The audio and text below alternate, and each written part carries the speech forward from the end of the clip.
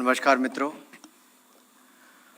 माननीय प्रधानमंत्री नरेंद्र मोदी जी के नेतृत्व में अध्यक्षता में मंत्रिमंडल की बैठक हुई और cabinet committee on economic affairs ने आज जो 2022-23 के सीज़न के रबी की 6 फसलों के न्यूनतम समर्थन मूल्य यानी एमएसपी निर्धारित किए हैं। जैसा आपको ज्ञात है, जब से ये सरकार आई है तब से कृषि की उत्पादकता बढ़े, किसान समृद्ध और संपन्न हो, उनकी आय में बढ़ोतरी हो, इसके लिए एक के बाद दूसरा नया कदम उठाया गया। अगर आप फसल बीमा योजना को देखें, प्रधानमंत्री फसल बीमा योजना, इसका भी करोड़ों लोगों को लाभ मिला है, करोड़ों किसानों को लाभ मिला है। दुनिया भर में खाद के दाम आसमान छू रहे हैं, उसके बावजूद भारत के किसानों पर कोई बोझ नहीं पड़ने दिया। और इसी वित्तीय वर्ष में भी देखेंगे, यूरिया में लगभग 2,30,000 करोड़ से ज़्यादा का सब्सिडी के रूप में दिया गया है। और जैसा पिछले कल भी माननीय प्रधानमंत्री जी ने कहा कि 70-80 रुपये में तो हम इंपोर्ट करते हैं, लेकिन 5-6 रुपये तक ही किसानों को खाद पहुंचाने का काम भी करते हैं। इसी तरह से पीएम किसान सम्मान निधि भी करोड़ों किसानों को लगभग 2.16 लाख करोड़ अब तक दी जा चुकी है। जहां तक एमएसपी की बात है, रबी का सीज़न है और ये 6 फसलों का न्यूनतम समर्थन मूल्य एमएसपी जो तय किया गया है वो उसी तर्ज पर है कि लागत प्लस 50% यानी कि 1.5 गुना ज़्यादा। लेकिन मुझे बताते हुए ये भी प्रसन्नता है कि जो 2018 के यूनियन बजट में जो इस सिद्धांत की घोषणा की गई थी, अगर आप आज देखेंगे गेहूं का एमएसपी 100% यानी कि कॉस्ट ऑफ प्रोडक्शन से 100% ज़्यादा दुगना है। इसी तरह से सरसों का 104% यानी कि दुगने से ज़्यादा है, चने का 66%, मसूर का 85%, बारले का 60%, कुसुम का 50% यानी कि सारे ही 1.5 गुना से ज़्यादा हैं। आज जो वृद्धि की गई है वो मैं आप सबके सामने रखना चाहता हूँ। ये जो हमारा रबी फसल के लिए न्यूनतम समर्थन मूल्य गेहूं में वृद्धि 110 रुपया की गई है, जौ में 100 रुपया वृद्धि की गई है, चना में 105 रुपया एमएसपी की वृद्धि की गई है। आपको ऐसे बता देता हूँ, गेहूं में 110 रुपया वृद्धि की गई है, 215 रुपये से बढ़ाकर इसको 2125 रुपये किया गया है। जौ को 100 रुपया बढ़ोतरी की गई, जो 1635 से बढ़ के 1735 किया गया है। चना में 105 रुपये की वृद्धि हुई, जो 5230 से बढ़कर 5335 रुपये अब किया गया है। मसूर में 500 रुपये की वृद्धि की गई है, जो 5500 से बढ़ाकर 6000 रुपया किया गया है।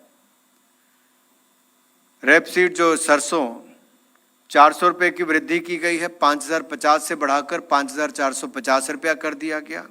और कुसुम में 209 रुपये की वृद्धि की गई है, जो 5441 से बढ़ाकर 5650 रुपया किया गया है। अगर आप तुलना करके देखेंगे तो आपको इस चार्ट में सीधे तौर पर नज़र आएगा कि 2014 में हम गेहूं पे कहाँ खड़े थे। 1450 था, जो 47% की वृद्धि करके 2125 रुपया होता है। इसी तरह से जौ का 2014-15 में 1150 था, जो 51% की वृद्धि करके आज 1735 है। ग्राम की बात करूं तो 3175 से बढ़कर 5335 हुआ है, जो 68% की वृद्धि है अगर 2014 की तुलना करें तो। और 3100 रुपया सरसों की रैपसीड की बात करूं तो 3100 से बढ़कर 5450 रुपये, 76% की वृद्धि 2014 के मुकाबले है। और कुसुम की बात करें तो 3050 से बढ़कर 5650, जो लगभग 85% की वृद्धि है। और मसूर की 3075 से बढ़कर 6000 हुआ है, जो लगभग 95% की वृद्धि है। तो ये 2014 से भी अब तक की तुलना मैंने करके बता दी। और पिछले साल से इस साल जो बढ़ोतरी की है वो भी मैंने आपके सामने रखा है। आपको पूर्व की भांति जैसे गेहूं का प्रोक्योरमेंट तो एफसीआई के द्वारा ही किया जाएगा, जो राज्य सरकार की एजेंसियों के माध्यम से किया जाता है, और नेफेड जो एसएफएसी है वो पल्सेस और ऑयल सीड्स का दलहन तिलहन की प्रोक्योरमेंट वो लोग करेंगे।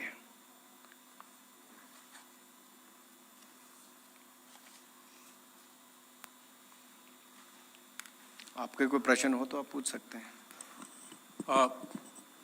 आप अपने प्रश्न पूछ सकते हैं। हाँ, में अगर पिछले कुछ वर्षों में देखें तो लगातार बढ़ोतरी हुई है।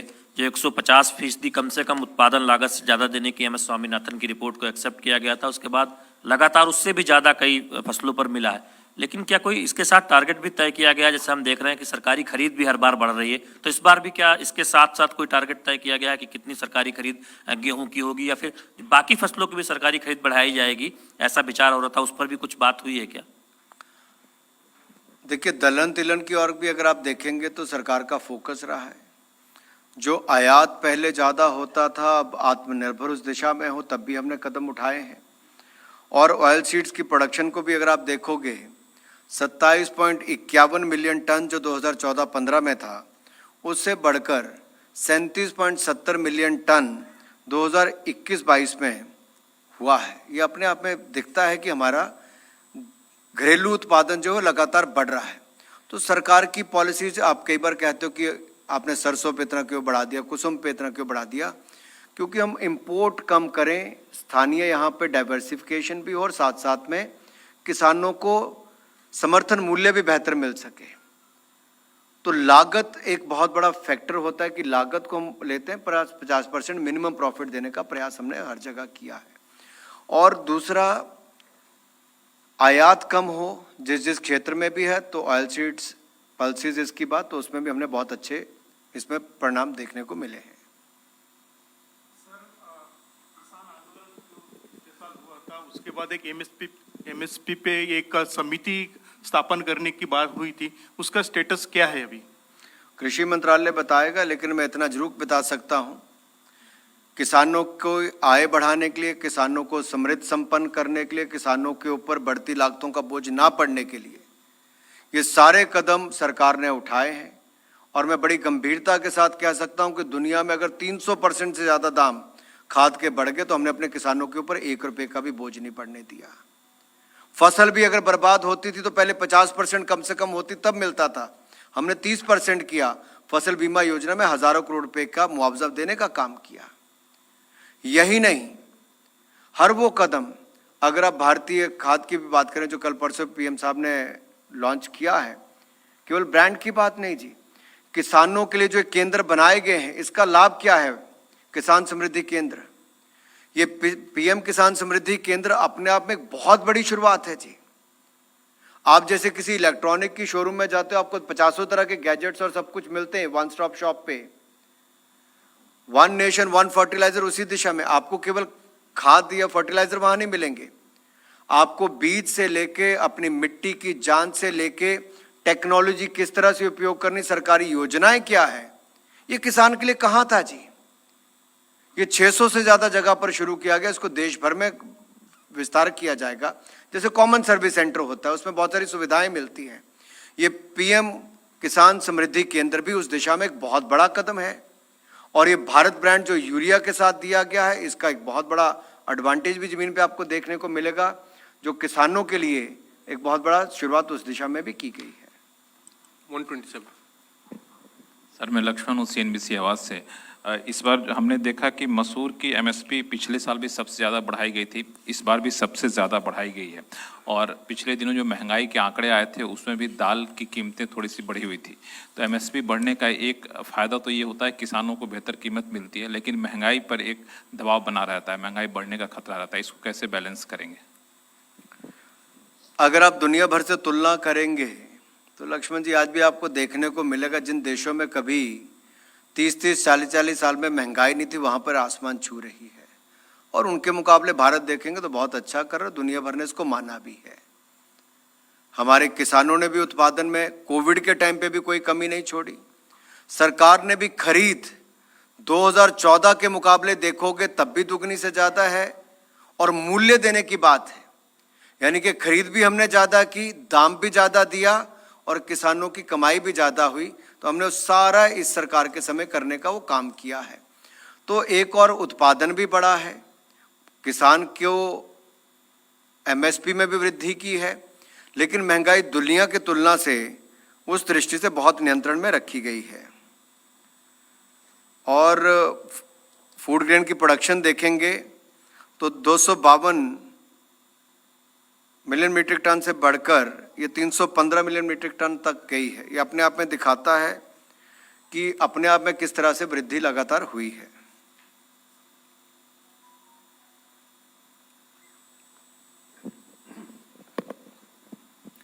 So Meghna Mittal from ET Now. This MSP increase that the cabinet has increased today, is it more than the average yearly hike that is normally done? Because inflation is considered in the formula and we are seeing a high inflation these days. As I said earlier, cost is one of the major components which is considered, that what is the cost plus 50%, that is what we look at. And as I told earlier, majority of the crops, if you look at, minimum is cost plus 50% profit. If you look at wheat, it is more than 100%, and others more than 100%. As I mentioned earlier, wheat it was more than 100%, mustard it is more than 104%, and if you look at gram it is more than 66%, lentil more than 85%. So which is cost plus 50%, that is the minimal, it is much more than that.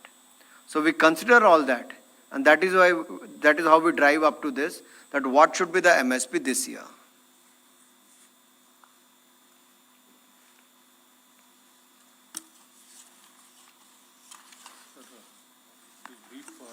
I think they wanted me to say something in English.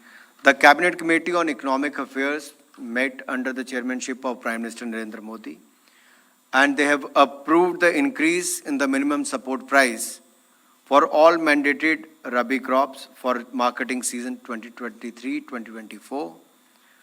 Government has increased the MSP of the Rabi crop for 2023 and following. If you look at I'd like to read it for you. Wheat MSP was 215. There is an increase of 110, and it will be 2,125 for the season 2023-2024. Barley, it was 1,635. There is an increase of MSP rupees 100, and it will be 1,735 now. For gram, the earlier MSP was 5,230. There is an increase of 105 rupees, and it will be 5,335 now. Lentil, it was 5,500. There is an increase of 500 rupees. It will be 6,000 rupees now. Rapeseed and mustard, there was a 5,050 earlier. There is an increase of 400 rupees. It will be 4,450 now. Safflower, it was 5,441, and there is an increase of 209 rupees. It will be 5,650 now. So these are the steps taken, and all the steps ensure that the farmer will get cost plus 50% minimal. But as I said earlier, if you look at majority of the cases, in wheat, there is twice the price, which is more than 100%. And in